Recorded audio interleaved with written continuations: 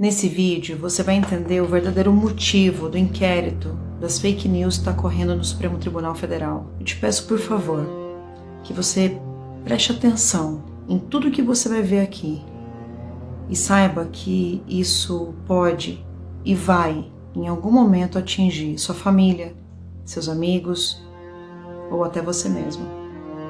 O que está acontecendo no Brasil é muito grave e você precisa ter noção disso. Por isso eu te peço, assista esse vídeo até o final. Em meio a mandados de busca e apreensão, inquéritos sem pé na cabeça e desmandos vindos principalmente por parte do ministro Alexandre de Moraes, nós temos dois paulistas inocentes que seguem presos, que é o Jurandir Alencar e o Antônio Bronzieri, que cometeram, entre aspas, o crime de ter ido protestar nas proximidades da residência do Alexandre de Moraes.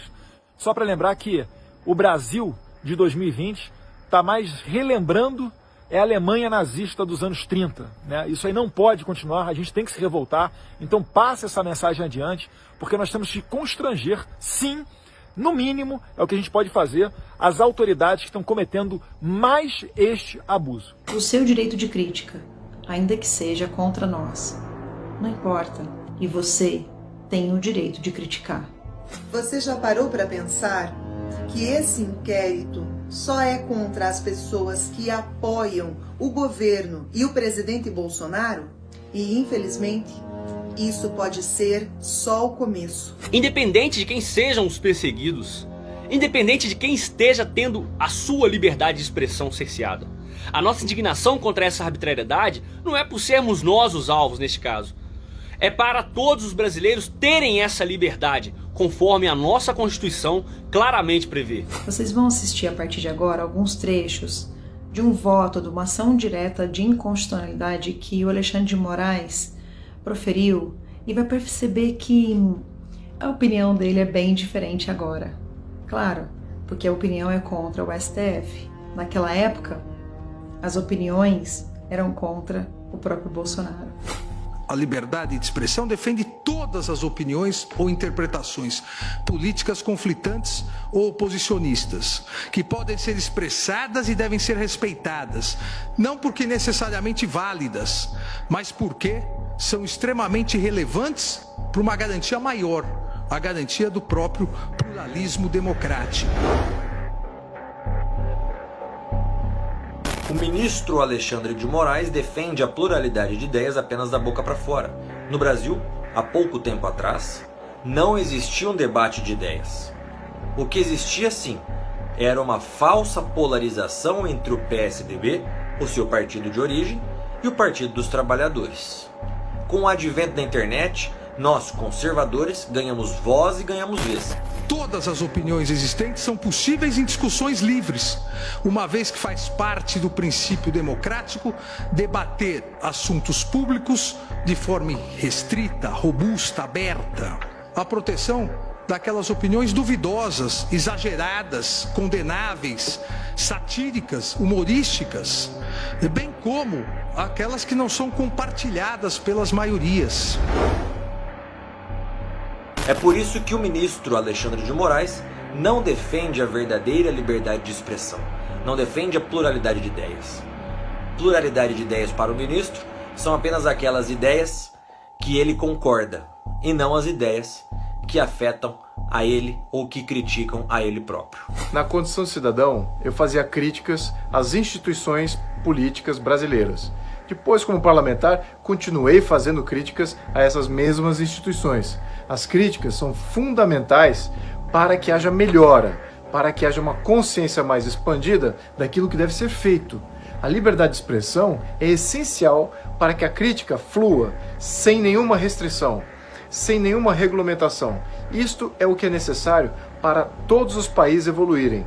É a pedra fundamental de todos os países desenvolvidos. Lembremos-nos ainda aqui, rapidamente, dos estados totalitários do século passado, comunismo, fascismo e nazismo, onde as liberdades de expressão, comunicação, imprensa foram suprimidas e substituídas pela estatização e monopólio da difusão de ideias.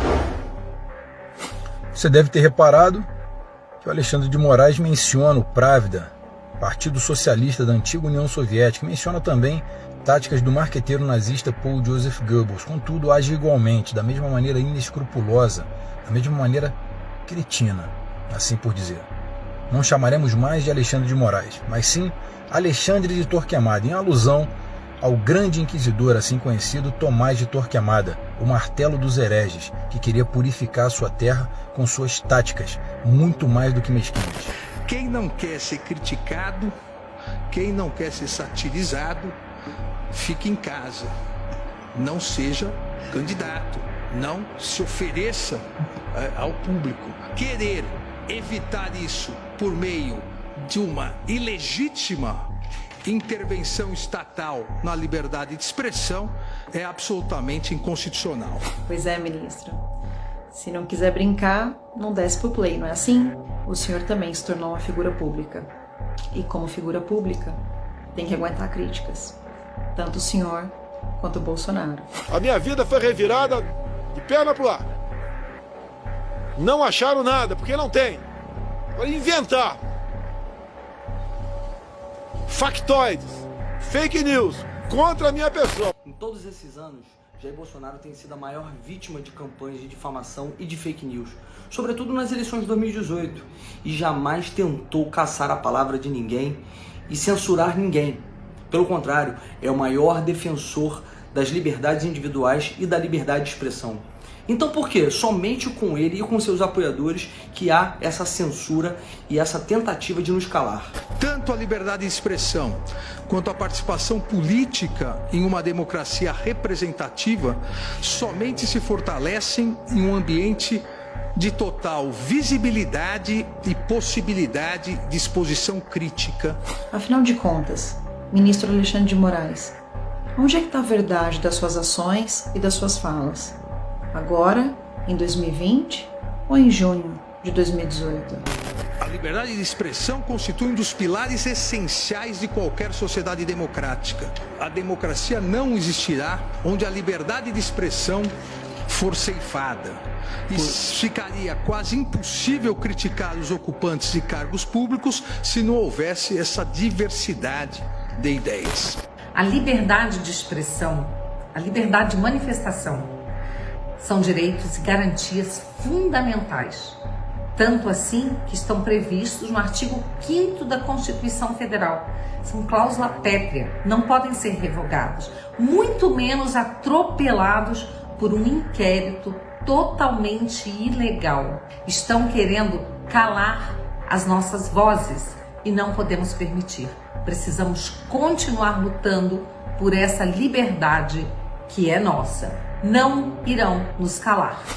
Com tudo que você acabou de assistir, dá para entender que esse inquérito, além de imoral, ele é ilegal e inconstitucional, porque ele visa atingir apenas os apoiadores do governo e do presidente Bolsonaro, pessoas que lutam e falam em favor do povo brasileiro.